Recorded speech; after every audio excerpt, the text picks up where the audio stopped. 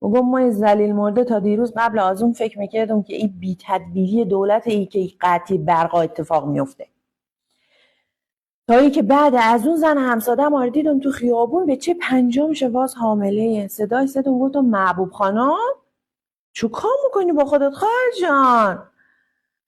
گفته که ها دیگه از وقتی برقا سر زور قطع مره دیگه آقا من دکونچ تعطیل میکنه میبنده دیگه، میگه که کرای نمیکنه دوباره واکنم با خانه ممانه.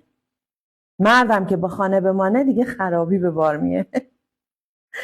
اونجا بود که ما فهمیدم که بی تدبیر و خنگ مویم این سیاست دولت عزیز مانه بره تزریق جمعیت. ما اقدر خنگم الهام که ما رو حلال کنن که ما ایجو قضاوت تان کردم. خدایا ما رو ببخش. چی تو کجاش اینا خواندن؟